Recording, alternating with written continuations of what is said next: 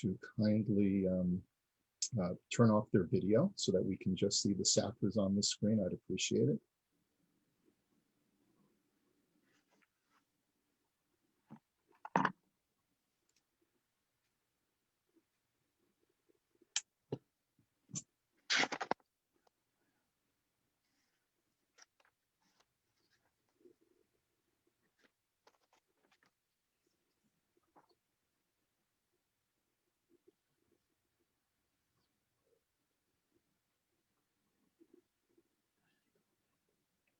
Hi, Linda.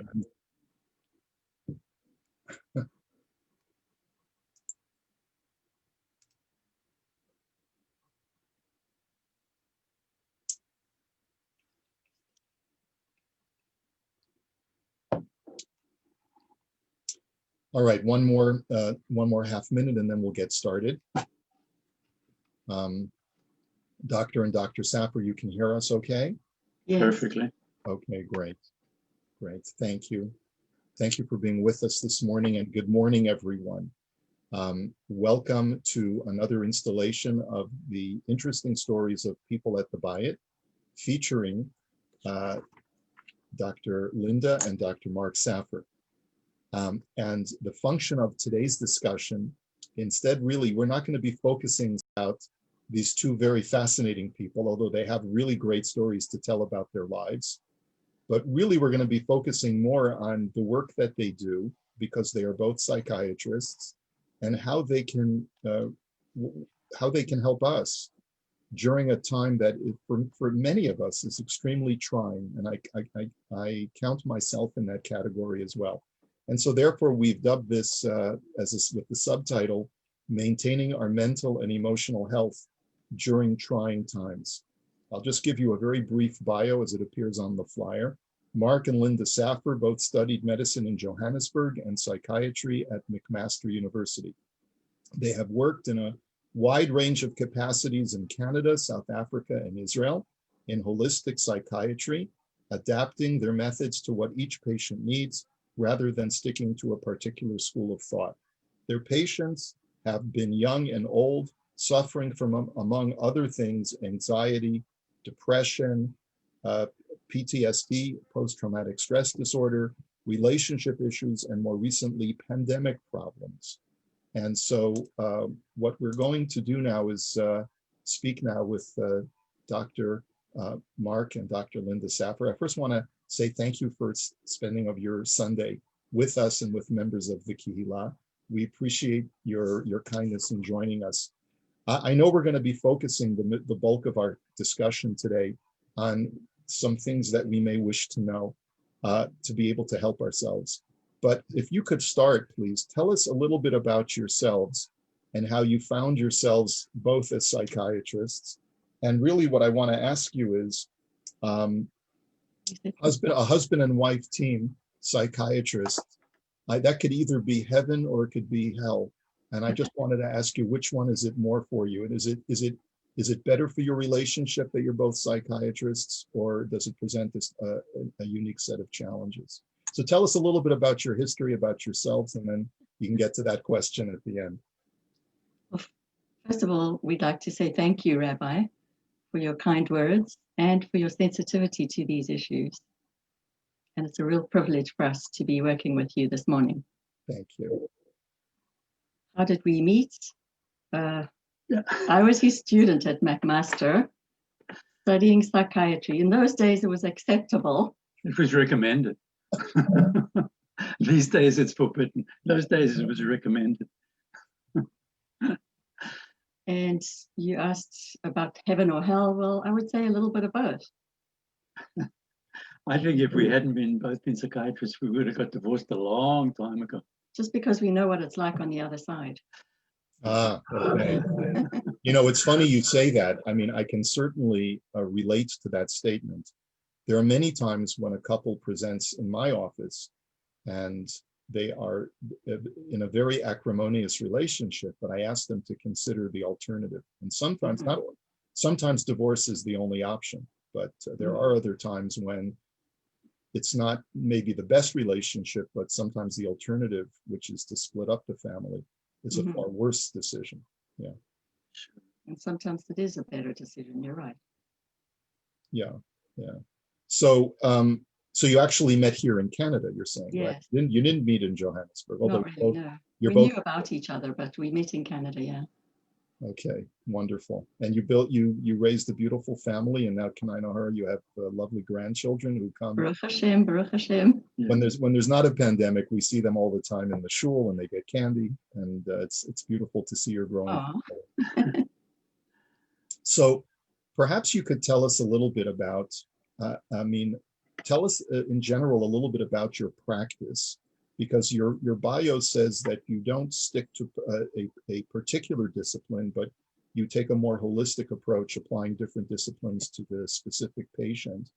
And also then, if you could transition from that point, after you tell us a little bit about your practices in general, please tell us about what you're seeing now during this pandemic and what you've had to address that is unique because of the last 6 months, please.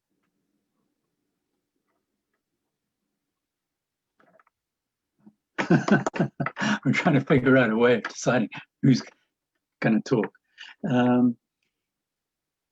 Our practice right now is out of our home, which is very interesting because it's all remote. It's all by Zoom, and that's very difficult. It's difficult for our patients. It's difficult for us because we miss the interaction, the real close interaction that we can have with people. And me, on the other hand, I'm doing mostly audio at the moment without the visual. And it was a little challenging in the beginning for my patients, but now everybody's used to it. And I feel like I'm Freud because he used to sit behind the patient. And this gives the patient more freedom to think without looking at my facial expressions all the time. Oh, so there's actually a benefit on having video. Is that what you're saying? For sure. Okay. Yeah. For me, not for Mark. No. For me, I fall asleep when I'm on the phone with patients. I have to see them to stay awake. Okay. Well, we don't want you to give away too many secrets. Yeah. So in general, when would what type of person would come to see you in your office? We know that psychiatrists are different from psychologists. Is that true in Canada as well, or is that just an artificial separation due to OHIP or something like that? Well, yeah, you're right. It is an OHIP separation, and we are the rare breed of dinosaurs who can provide psychotherapies of all different types, plus medication where needed. So the type of person you're asking who comes to us could be someone with a small worry, which becomes a large worry because they're ruminating about it day and night, unable to sleep. And this could cause a lot of functioning difficulties during the day and difficulties for their family as well, to have to watch them going on and on, obsessing about a small worry, which takes over their entire lives. I can see Mark wants to say something. Go ahead, continue. And so we could have patients ranging from that to their family members coming to ask how to deal with that particular person. And the worry could become so large, in fact, that it could go to the other extreme, where the person feels this worry or anxiety, whatever you want to call it, as a physical pain. It may even mimic a heart attack or other diseases such as strokes or TIAs. So, yeah. We have, I think, a little bit of an advantage in that we are physicians primarily. So that allows us a very broad view of the patient, a biopsychosocial look at the patients. And we get involved in almost every aspect of their lives because we see people as the entire person, not just as the psychological. But you had characterized yourselves as being dinosaurs because you take a holistic approach, as Mark was just describing, in that you take both the physiological and the psychological components of the person involved, and you actually practice psychotherapy as well as the prescription of medication as needed. Is Yeah. that something that is becoming more rare as Yes. psychiatrists have less and less time to actually sit down with patients and help Yes, them try to correct. work out their problems? Can you explain that to us, please? Yes, correct. There is becoming a greater divide, that the psychiatrist is being more appreciated in general as the biological only psychiatrist. And most of the younger generation are preferring to do biological psychiatry only, which means medication only, and referring out the other work of the psychotherapies. And is that because is it because we're all just looking for a quick fix? Does it have something to do with that?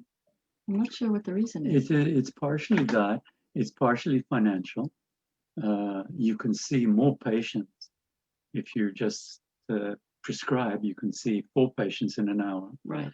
where we usually stick to the 50-minute hour. So there's definitely a financial incentive to that.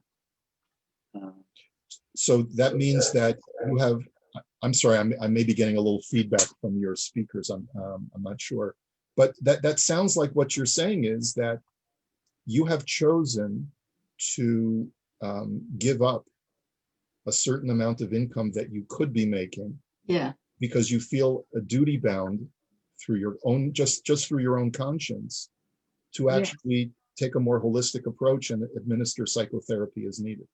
Yes, and we feel it's better for the client to take this holistic approach. Yeah. Also, I enjoy it more. I think you do too, Linda. Mm-hmm. It's just so much more enjoyable to help the patient in every aspect of their life, instead of just prescribing the medication and sending them off to various different people to look after different aspects of their life. Although there's definitely a need for that right now, and the psychologists and social workers are doing a great job of filling that gap right now. And OHIP is moving towards financing them as well. So this will be to have a complementary team would be really good as well. And I suppose we could also clarify that in your practice, you actually have separate offices. You don't see generally, correct me if I'm wrong, but you don't see patients as a couple. Each one of you has your own individual practice. You correct. just share.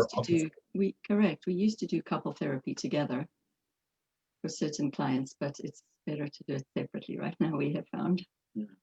The perfect situation, I think, was, for example, where I was working at McMaster and I was running a community psychiatry team. And that included a social worker, a psychologist, and nurses. And we all worked as a team together, where each one would bring a special idea or vision to the particular patient. I might have been supervising everybody, but it was just a dream situation. Unfortunately, community psychiatry has been garbaged. Well, it's coming back now for sure. Yeah. All right. So if we could perhaps go into a little bit, what are you seeing now as a result of this pandemic? Obviously, we can all relate to the fact that we are more prone to depression now because of isolation. We are social animals, every single one of us. We rely very much on socialization for our mental and emotional health. Have you seen an uptick in sort of aberrations in mental health as a result of this pandemic? Well, that's a very good question. And I would just like to say that we've all been suffering in a certain way, some more than others. For example, some people have absolutely experienced a lot of loss by not going out into the hustling, bustling workplace, and other kind of loss way more severe than that, which we won't go into right now. But other people have actually enjoyed being at home, especially those who suffer from social anxiety. So they are loving working from home if they are fortunate enough to work from home. Some people are longing to get away from their family members that are really irritating them right now, even after 5 long months. But others like to be with their family members or like the solitude of being alone. I know that one of the Chinese emperor's tortures was to handcuff a loving couple together. Back to back. No, front to front. Yeah. No, side to side. Yeah. We'll have to check that one up. And, you know, after a few days of that, they were ready to kill each other. And I think similar things have happened during the pandemic. It's been great for introverts. Introverts, yeah, and social anxiety, as you said. Yeah, sure. Yeah. So That's it's interesting. been very different. At the beginning of the pandemic, there was a huge amount of concern. Nobody knew what was happening. And then slowly but surely, a lot of people began to adapt to the new norm. And now there are so many unknowns. We don't know what the future holds. Nobody knows, neither clinicians, rabbis, researchers. We know for sure that everything is unknown. So doesn't that fear of the unknown, doesn't that create greater anxiety, even with? Yes. So that's what I'm saying at the end. This might be the end of it now, but it might be the middle. We don't really know. So this fear of the unknown can create a lot more anxiety. People are saying, what if this, what if that? And frequently people's minds go to the default mode, which is worst case scenario thinking, and it can lead to catastrophic thinking. And so what advice would you offer to someone? I mean, obviously every person is unique, but let's say a person presents to you and says, I have these tremendous fears that I may not live much longer because of this, God forbid, because of this pandemic. I'm fearful for my family. I'm fearful for my aging parents. I have so many different fears. What can you offer such a person? Because obviously you don't have any more knowledge than we do about the future. How do you help to treat such a person who presents with that kind of anxiety? Yeah, that's a very good question. And there are so many people saying, what should I do? What if I become infected, as we say? And we kind of want to ask ourselves, do we want to be the man or woman of fate or the man or woman of destiny?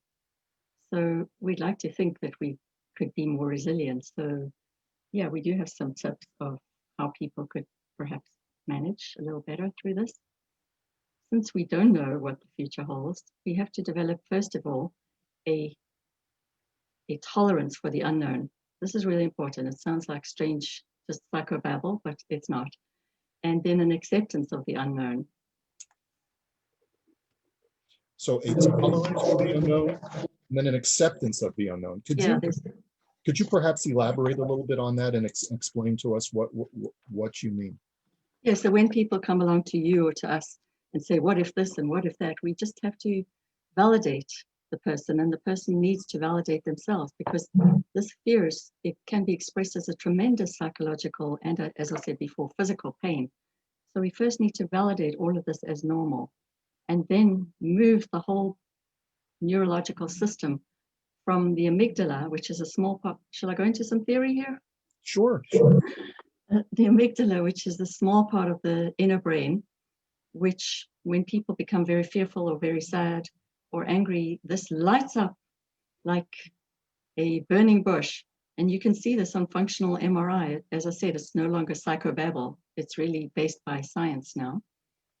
And what we can do is train our brains to move away from this very overactive amygdala space to the prefrontal cortex space, which is the more rational space, which is when you bring in the tolerance and the acceptance of the unknown. And then you bring in the other thing that's really important is gratitude, a sense of gratitude that I would highly recommend that people cultivate, a sense of gratitude or an attitude of gratitude. And what do you mean by an attitude of gratitude? Like, so you've explained tolerance is to validate the individual and say what you're experiencing is normal. This is part of the human condition. You're yes, and acceptance. Abnormal. And then acceptance of the fact that we are not in control of the future.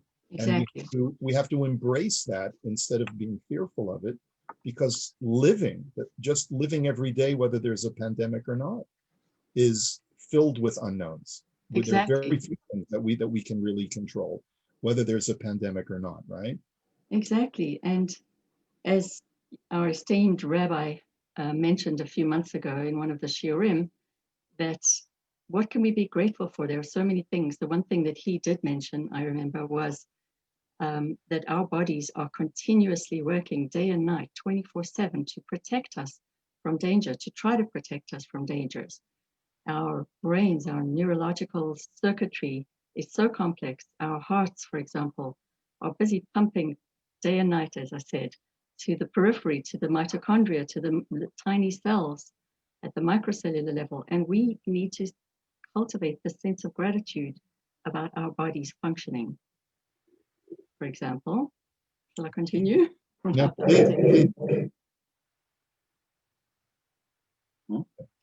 Oh, then shall I continue about what else we could be grateful for? Yes, there's so much to be grateful for. It'd Yeah. be great to hear it. People could hear it from a rabbi, but it has so much more validity, I think, when it comes from a psychiatrist. So No, please go no, it ahead. doesn't. Tell us what we should be grateful for, Linda, please. Well, as I say, these things at the microcellular level that we take for granted, the functioning of our bodies, how many of us think about that? And secondly, we could be grateful for things at the larger level, like the government. We're very, very fortunate to live in this country where most of us have a roof over our heads, where we have a government who cares about its citizens, where we have hospital systems that have available beds for the seriously ill and ventilators and PPE. Of course, we have to be grateful for the tireless healthcare workers, plus their families.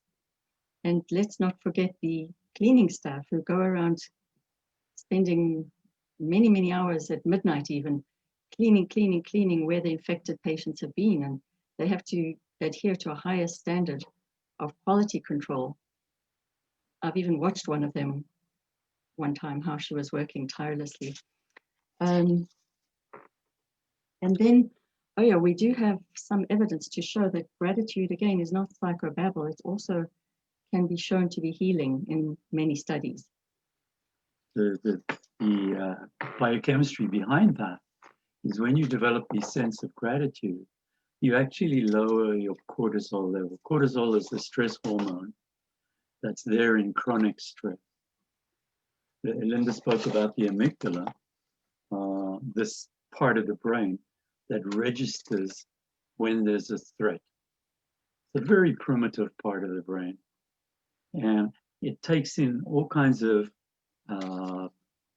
stimuli from the environment, from the eyes, from what you're hearing, what you're smelling, what you're feeling physically, and decides whether this is a threat or not. And the amygdala flashes, as Linda said, it's like a smoke alarm. It doesn't differentiate. So it explodes and sends messages to the brain for fight, flight, or freeze. And it sends a message to the adrenal glands to pump out adrenaline. So we're in that amygdala state where our bodies are supercharged, ready for what our brain tells us, which is fight, flight, or freeze. Freeze is like the deer in the headlights. Right. So we try to teach people, which we'd like to share with you, is how to relax. Relaxation is the most important thing, and many different people have different ways of relaxing. The main thing is to lower these stress hormones, to lower the blood pressure, to lower the heart rate, and to lower the respiratory rate. And this way, we can move our firing heightened activity amygdala space into our prefrontal cortex space. And be more. So you would be so kind to give us a brief practicum. Please tell us how you can help us to reduce those stress levels. Give us a practical. Is it with breathing? Is it with meditation? Should we make a list for ourselves? Tell us practically, tachlis, how we can go about doing this. Well, as I said, there are many, many different types of breathing exercises and many apps available online these days. We have many that we like ourselves. Do you want to go ahead with what? Well, there's either Calm, which is very popular, or I prefer Insight Timer, which is an app that you can download for free and has 50,000 meditations on it. And you can choose which one you want. Because everyone has a different idea of what would work for them. Right. As I say to my patients, try this one, see if it works. If it doesn't work, try another one. But stick to one for a few days or a few weeks until you get it right. And the name of the app again is what? Insight Timer. Insight Timer. Yeah. Okay. Maybe I'll put that on the chat so that people have a chance to. Right. So I'm gonna type it out. Insights timer. Yeah. Okay. There you go. Yeah, that's right. Just like that. Yeah, sure. The if people are interested in meditation, the best thing they can do is buy the book Meditation for Dummies. Yeah, that's brilliant. It's the best book that you can get as an introduction for for novice meditators And for experienced meditators as well. It's a wonderful book. Meditation for Dummies. And then you ask how to meditate. Well, we could meditate on the small things that we do every day, like brushing our teeth. Just instead of whilst we're brushing our teeth, instead of thinking of other things, we take a few moments and we think about the hand going up and down, the elbow moving. How does our hand know, for example, exactly where to put the toothbrush? Who's directing that from the brain? Where Hashem obviously is directing it all, but are we even aware of it? We just do it the same with eating. We just eat mindlessly so much of the time, so we could meditate whilst we're eating, very slowly, lifting the food with a utensil or without. I mean, we've been to many meditation workshops and camps in India, as well as at Niagara Falls and in Boston, and meditated with some of the famous guru people, still maintaining that Hashem is above all of the gurus. Including the Jewish gurus. So we in our practice, we do teach people how to meditate through either counting the breath. We recommend trying to get your respiratory rate to 10 breaths per minute or lower. If you take a breath in, you are actually activating your sympathetic nervous system, the fight or flight one. When you take a breath out, you're activating your parasympathetic nervous system, which is the relaxing one. That's why the best way to breathe in meditation is a short, sharp breath in and a long breath out.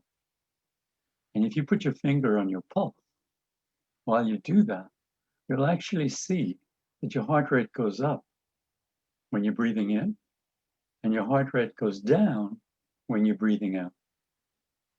It's amazing. What Linda's talking about in a word is mindfulness. And if we look at the definition of mindfulness, it's paying attention in the moment, on purpose, non-judgmentally. That's the definition of mindfulness. So, as Linda said, when I'm brushing my teeth, if I'm being mindful, I'm paying attention to what's going on. I'm doing it on purpose. I'm switching on, we all have a little camera in our prefrontal cortex.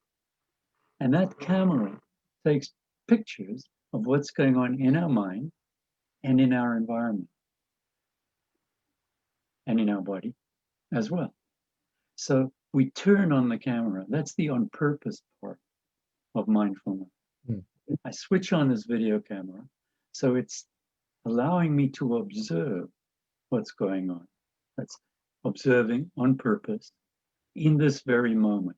Not what happened to me 5 minutes ago, or not what's going to happen to me later, but what's happening right now, and non-judgmentally. That means just experiencing it. Wow, isn't it an experience? I'm feeling, I've never experienced brushing my teeth before. Like I've come from outer space and somebody told me to put a brush in my mouth and brush it. And wow, it can blow your mind, really can. And if we do that, as Linda said, during eating, during driving, we won't have so many accidents. Although we may if you get into too much of a trance state. During walking, we won't fall down so often. During walking, we'll see things we've never seen before. We'll notice. Yeah, we highly recommend walking every day for at least 30 minutes, as Health Canada recommends as well. and preferably in nature, if possible. What the Japanese call forest bathing. These are all wonderful suggestions and advice. Let me ask you a question. Let's assume that everyone on this call is quite enlightened to mindfulness and the importance of it. And you know, Linda, I've learned so much from you and Mark over the years that I've made mindfulness a part of my vocabulary, even when I'm teaching or giving over a drasha.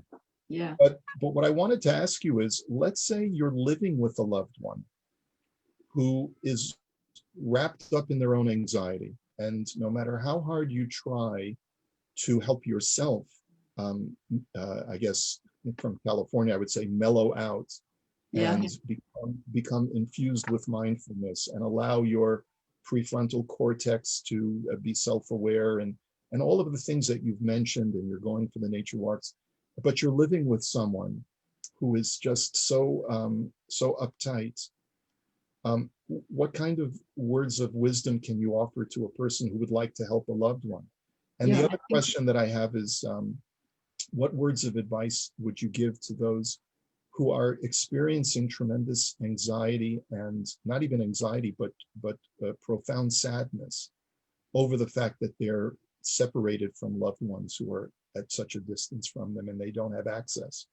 So if you could address both questions. Number one, how do you live with someone who doesn't have the same mental fortitude as yourself? And number two, what would you offer to someone who is quite practically separated at a distance from a loved one? Well, I'll take the first and you take the second. Sure.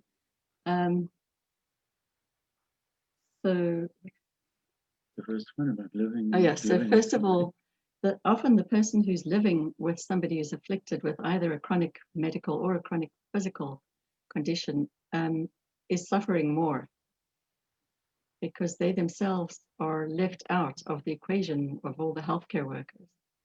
And they often suffer from burnout, which is a very real condition.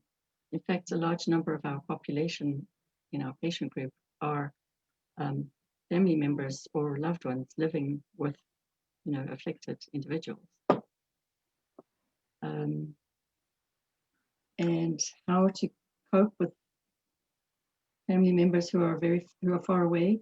And again, I think that's a very important question. And in part of the what ifs, like in terms of Rosh Hashanah, how are we going to cope being all alone? Even us who have Baruch Hashem, our family nearby, relatively, we are not allowed to be with them. So we're all going to have to be kind of enclosed in our own space with each other, or some people completely alone. And this is very, very sad. We have to acknowledge it, or do an earlier kind of Rosh Hashanah meal with the grandchildren on Zoom. The thing about validating emotions and then using mindfulness, we cannot take away emotion. We can't say to somebody, don't feel that. That's the worst thing you can say to somebody. To say to somebody, just relax. That's the worst thing you can say to somebody. So, as I put it, there's no delete button on emotion, but there is a volume button so that you can turn down the volume on the emotion, so they're not as strong, not as intense. All the emotions you're talking about, either living with somebody who's in difficulty or your own sadness about being separated from people, you can turn down the volume button, the intensity. And also, we can all be really hopeful. The researchers are working again day and night to develop a vaccine. There's going to be a vaccine before December. Do I sound like Donald Trump? Bezrat Hashem, we certainly hope so. But and then next Rosh Hashanah will be completely different again, back to normal. Right. So what you're suggesting is, in order to another technique to instill ourselves with a greater sense of hope, is to visualize a future time when things will be much better, God willing. For sure. Yeah, that should certainly be part of the arsenal as far as calming ourselves. So, but Yeah. what you mentioned, Mark, as far as turning down the volume. Let's say I have a spouse whose volume is very, very high, and you've said that it's not correct to say to that spouse, just relax. No, that could So make what? it way worse. So right. By the way, just hearing your voices is very relaxing. I can Aw. imagine that if I was in therapy with you, I would immediately feel just much calmer. But Oh, um, thank you. That's a God-given voice. We are just the vessels, really. no, but it's a gift, just your inflection and so forth. I hope everyone is feeling calmer on this call now. Please let us know. And by the way, this is a good time to, if you have questions, specific questions for either Dr. Saffer, please type them in on the chat. But just getting back for a moment, Mark, to your suggestion that you should not say to a spouse, relax. What are we supposed to say? Should we say, take a deep breath? Think about your prefrontal cortex. I mean, what if they're not interested in all of these things because they haven't read Meditation for Dummies and they don't have the Insights Timer app and all of these things that you've been mentioning. They have not yet been enlightened. How can I help them other than recommending these things? I have something. But how can I help them in the moment? Right, very important. The most important thing is empathy. Empathy has the chance to soothe the savage beast. It's very magical. It's absolutely important. That's number one. It goes without saying. So in other words, what it means is just reflect what their underlying feeling is. If they're going on and on in their anxious state, you could say, in other words, like, oh, you're very worried about ABC. Just that simple reflection is so validating. And it shows them that you are sitting there with them. I know you're upset. I understand how upset you are. Don't try it with a late teenager because they might say, you have no clue. You don't get me, right? Yeah, they will say that. But God says that as well. Imo anochi bitzara. I am with him in his travail, in his pain. Right. Exactly. Right, and it's exactly just your presence of being there very calmly and not getting to their same level. How do you dial it down, you're asking? Is to, even though inside of yourself, you may be feeling really angry or agitated, or why is he or she going on and on? You take a step to calm yourself down. It's like the way you have to be when you're with a tantruming 2-year-old. You have to go there with your big arms open wide and give them a hug, either virtually or physically, if you're able. And you calm yourself down first. And then sometimes that person may need some medication as well. The best portrayal of empathy that I would recommend for everybody to look at is a short video called It's Not About the Nail. Would you like to explain? Could you please? Yes, explain it. It's kind of difficult to follow. You can't explain it. Just let people watch it. They may, people may or may not. I'll just mention it briefly. I think I actually showed it in one of my classes a few years ago, Linda. You might have even been there. It's Not About the Nail is a video about a couple, and she's talking about her feelings and her angst and her frustration and the pain that she's having in life. And then all of a sudden, the camera pans in on her forehead, and she's got a nail sticking out of her forehead. Right. And her husband says to her, well, you talk about all of this pain you're experiencing. Maybe it's because you have a nail stuck in your forehead. And she gets upset and says, I didn't ask you to come up with solutions. What a typical male thing to do. Correct. I just need you to empathize with me. Right. Yeah. And that is a very common situation, that the person beside the very anxious or very depressed person is busy issuing out orders, try this, try that, do this, do the other. And that always backfires. It's a natural response to want to fix it. Yeah. Right. Would you ever recommend, and again, I'm treading on very delicate terrain here. Would you ever recommend that a person self-medicate, take a shot of whiskey to calm their nerves? Yeah, sure. As long as they don't have addiction problems. All right. Okay, well, There are. how is a person supposed to know that if whether they Well, have, you could do a history with them and see if they've ever been addicted to anything or if they have any family history of addiction. Then yes, definitely that could be recommended. But there are natural remedies as well. As well as. Yeah. And not but. Bach rescue remedy, which is certain flowers, which seems to work wonders. And valerian. And valerian. okay, these are terms that I'm not familiar with. Bach rescue remedy? Right. And what is that? It's a combination of flowers from some German guy that seems to work very well with people in an acute crisis. Plus So valerian. Is it a playlist of music? No, flowers. Yes, on that Okay. on that note, music yes. would help as well for the person to put on whatever kind of music, would calm them.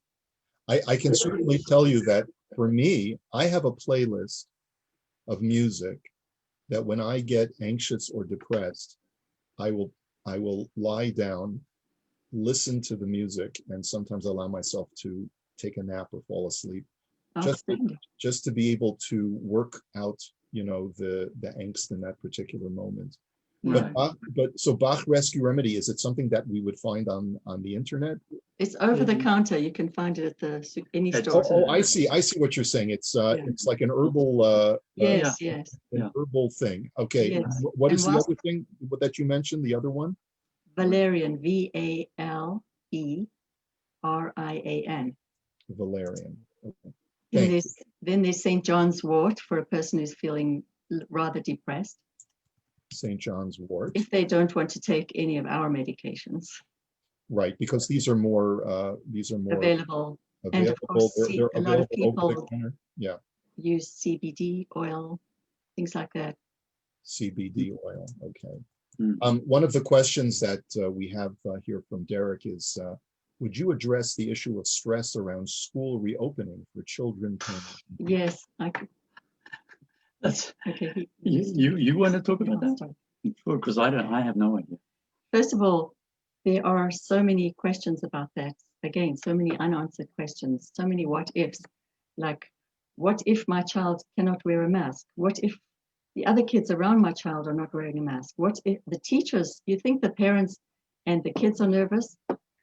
The teachers are so nervous. How will I reach these children who are wearing masks?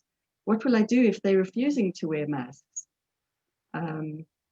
There's a heightened alarm system going on now with parents and teachers and some kids. Most kids are really happy to get back to school because they're unaware of the potential dangers by and large.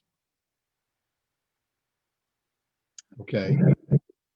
And so with all of that anxiety, I know certainly as a parent whose children are in school, and I pride myself in my community on being extremely conservative with COVID.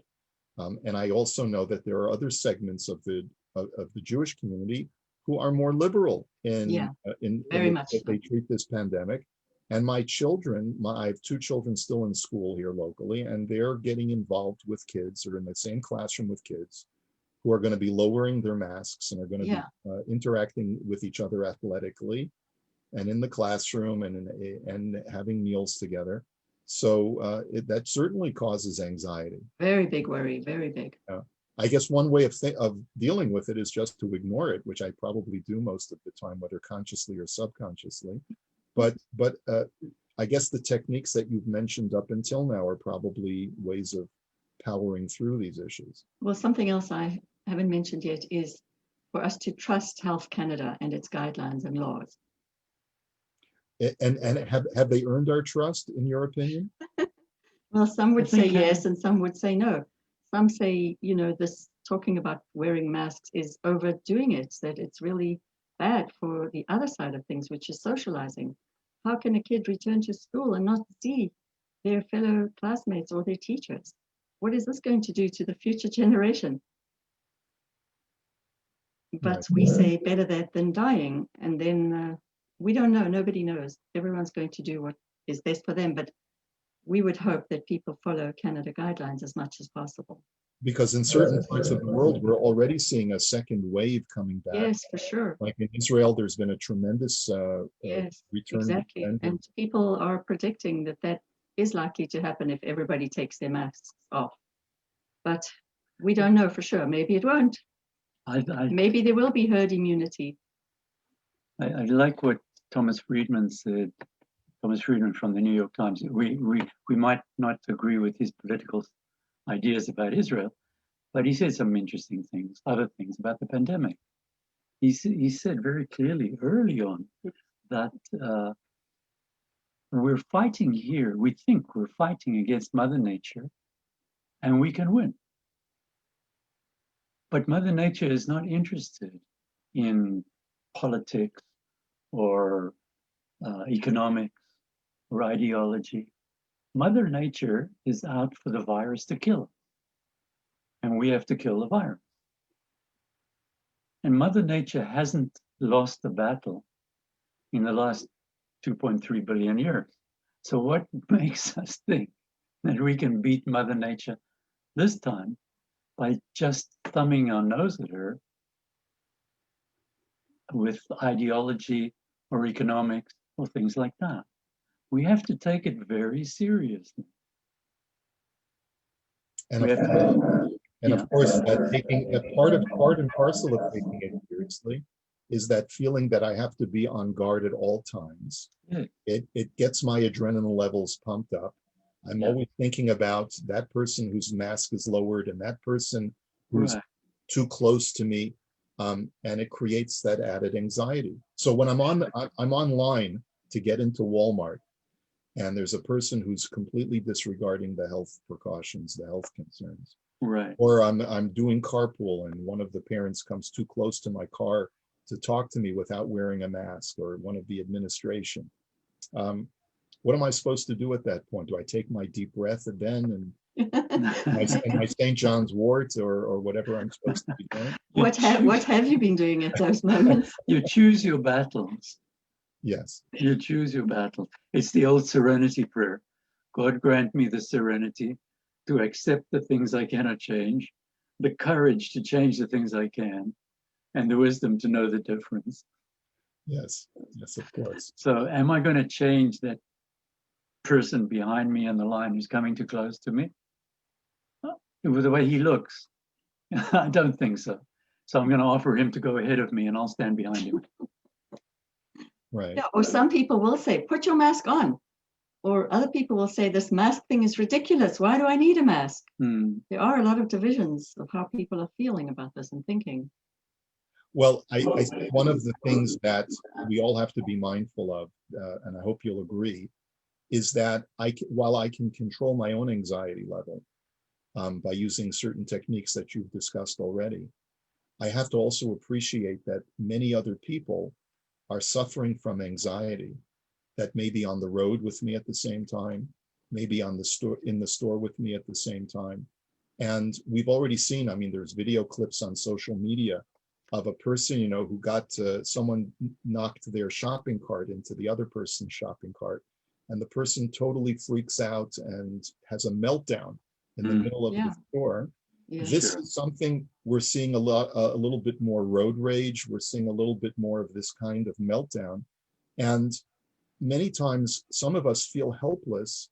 What can I do about it? But in reality, if there was a Marker Linda Saffer speaking very calmly and very gently and together with a rabbi. What? Together with a rabbi, correct? Together with a rabbi.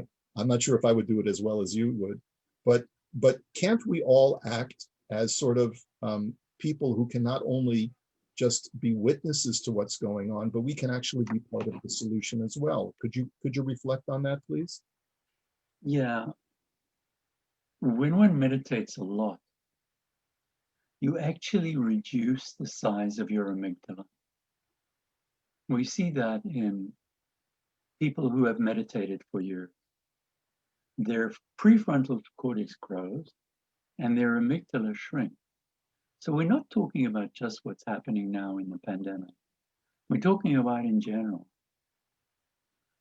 I've been meditating for years. You think I was born this laid back? No ways. late parents. I wasn't. It's years of practice, and with that meditation, with the shrinking of the amygdala, comes the ability to empathize more. So when somebody is being obnoxious in the line at Walmart, my amygdala doesn't fire, doesn't, it sees it as a threat, because the amygdala will see this person behind me or in front of me without a mask as a threat. But my response will be much more empathetic, compassionate, understanding of that person. It doesn't stop me from doing what I have to do. Linda quoted Thich Nhat Hanh. No, she didn't. She was going to. Who, we think of Buddhists as sitting there in the monastery and not worrying about the world. But Thich Nhat Hanh actually developed interventionist Buddhism, where let's go and fix the world. So you could be a calm, relaxed, laid-back person, but still intervene in the world. Ask that person gently, with their mind, I'm scared. An I message. I'm afraid of being in close contact with you. And so would you mind please putting on a mask so that I don't have to be afraid? If you say it like that, you're saying it in a one down way. You're not saying it in a one up way, which is, what's the hell's the matter with you? Don't you know you're endangering everybody? But I'm afraid. Would you mind please putting on a mask for me?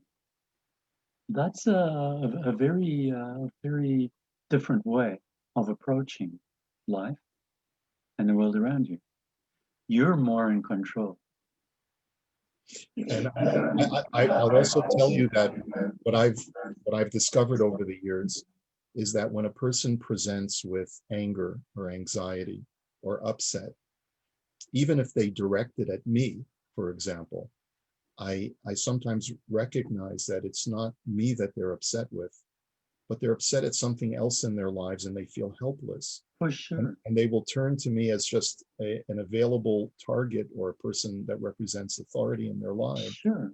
And they will lash out. And so just that knowledge that when I see a person having a meltdown and behaving rather poorly in a public setting, just think about some of the suffering that that person is going through in their own personal life that we're completely oblivious to.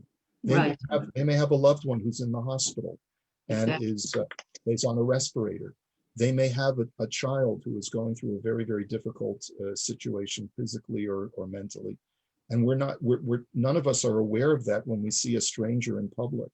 Absolutely. And just the knowledge that they may be going through something so difficult, perhaps God put me here as his proxy to be able to provide them with a voice of assurance and calm and let them know that everything's going to be okay. I'm here to help you. Correct. The ultimate in mental health is making the best choices and also feeling compassion. If we can feel compassion in situations like that, I feel terribly sorry for somebody who's losing it, because they're really suffering inside. They're not a happy person. They're an extremely unhappy person. And I feel sorry for them. Compassion, not pity, but compassion. Right. I feel their pain. And there is a meditation that one can do on the spot called loving kindness meditation, where you feel for them and in your mind you even send them flowers. This can be done with yourself, sending yourself flowers, imaginary flowers, or sending someone you're living with flowers, or sending a stranger flowers, because that helps in relaxing yourself and relaxing them and being more compassionate. Beautiful. So clearly there's so much of what you've mentioned so far can be recapitulated using the language of Chazal, or the language of the Musar works or the Hasidic works that we talk about all the time in our classes. But to hear you say it as part of conventional psychiatric wisdom is very reassuring as well. That there's so much. Tanya is simply cognitive behavioral therapy. Yeah. That's what it is.